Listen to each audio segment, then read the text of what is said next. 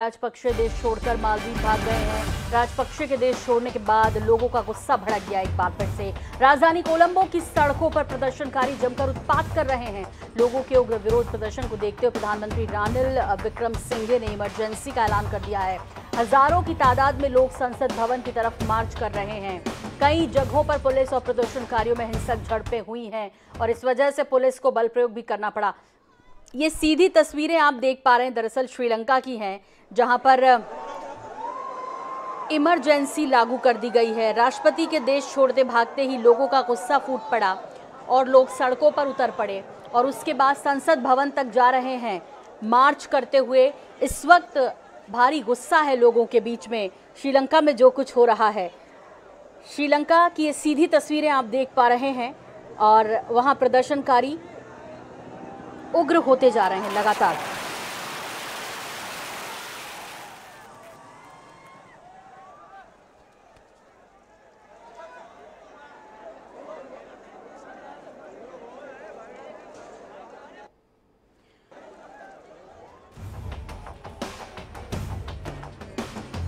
तो पुलिस को जहां बल प्रयोग करना पड़ रहा है, वहीं दो गुट आपस में भिड़ गए जिनमें 12 लोग घायल भी हुए हैं।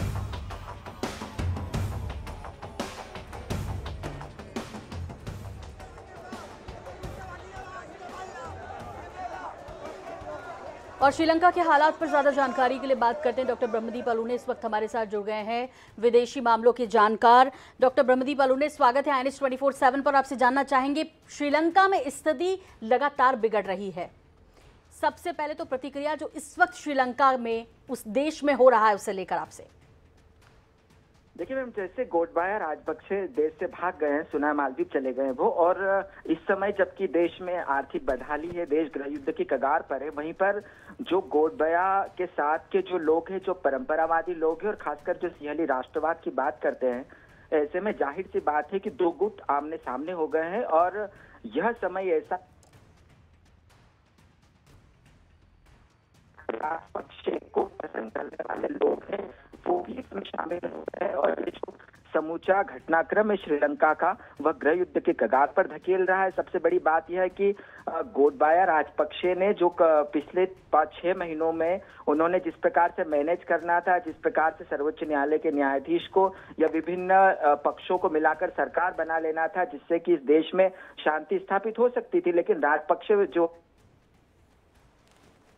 पद नहीं छोड़ने के इरादे पर डटे रहे और यही कारण है कि अब वो जब देश से भागे हैं तो उसका नतीजा हो रहा है कि देश जो है गृह युद्ध की कगार पर पहुंच गया है। ठीक है अलूने जी, लेकिन उन्होंने अपना फायदा देखा राजपक्षे ने, और इस बीच लेकिन अभी जनता जो परेशान है वहां पर, जिस तरह से आर्थिक यदि स्थिति की बात कर लें तो किस तरह महंगाई वहां पर है, ये किसी से छुपा नहीं है। ऐसी स्थिति में लोग अब सड़कों पर हैं। सबसे पहले तो इस स्थिति को नियंत्रण में करने की जरूरत है, कंट्रोल में करने की जरूरत है। क्या उम्मीद की जा सकती है और क्या किया जाना चाहिए ऐसी स्थिति में? हालांकि पुलिस बल प्रयोग कर रही है, लगातार कोशिशें की जा रही है लोगों को समझाने की, उन्हें रोकने की।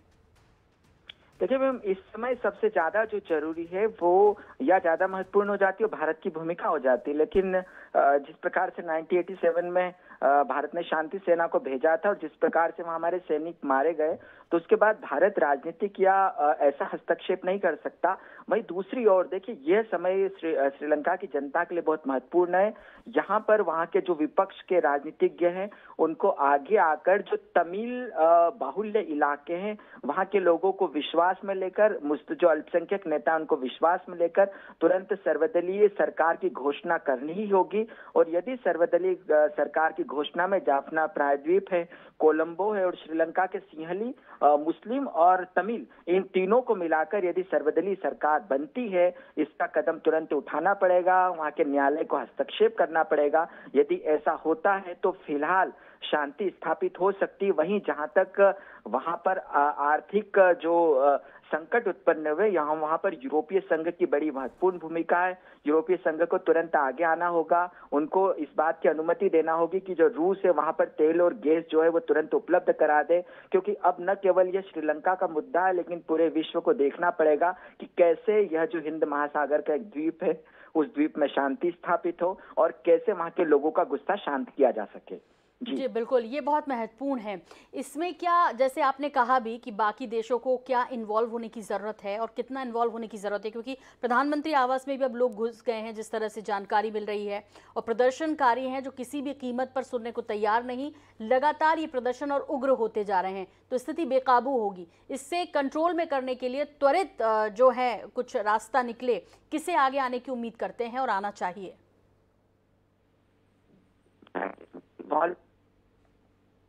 कि हिंद महासागर में जहां पर है, जी मेरी आवाज आ रही है? जी बिल्कुल आ रही है। जी जी देखिए, हिंद महासागर में जहां जो देश है, तो सामरिक तौर पर भारत की बहुत महत्वपूर्ण भूमिका हो जाती है। भारत को देखना होगा कि वहां पर चीन जिस प्रकार से प्रभावी हुआ था, जिस प्रकार से हम्बनटोटा जो बंदरगाह, उस पर चीन का कब्जा है, तो पाकिस्तान इस देश से दूर रहे, चीन इस देश से दूर रहे, या जो भारत विरोधी ताकतें वो श्रीलंका में प्रभाव नहीं जमा पाए। इसलिए भारत को सजग रहना पड़ेगा, और भारत चाहे न चाहे, लेकिन भारत को अपनी सामरिक स्थिति को देखते हुए राजनीतिक स्थिति को भी मैं कहूंगा, क्योंकि तमिलनाडु जो है सीधा श्रीलंका की राजनीतिक प्रभावित होता है। भारत को आगे आना ही होगा, और न केवल भारत को कूटनीतिक कदम उठाना पड़ेगा, लेकिन यहाँ पर यह भी सुनिश्चित करना पड़ेगा कि उस देश में गृह युद्ध बिल्कुल नहीं भड़के, क्योंकि यह देश जो है अब गृह युद्ध की कगार पर खड़ा है। जी बिल्कुल। अलूने जी, बहुत शुक्रिया हमसे बात करने के लिए, इतनी डिटेल में जानकारी देने के लिए। तो श्रीलंका के हाल फिलहाल बेहाल हैं, और लंका में इस वक्त आग लगी हुई है। हर जगह पर प्रदर्शनकारी हैं। राष्ट्रपति भवन में तो घुसे ही, प्रधानमंत्री आवास में भी घुसे, और उसके बाद सड़कों पर उग्र प्रदर्शन करते नजर आ रहे हैं। और बल प्रयोग तो पुलिस कर ही रही है, रोकने के लिए आंसू गैस के गोले भी छोड़े गए हैं। लेकिन श्रीलंका में इस वक्त जो आपातकाल की स्थिति बनी हुई है, उसे रोकना बेहद जरूरी है।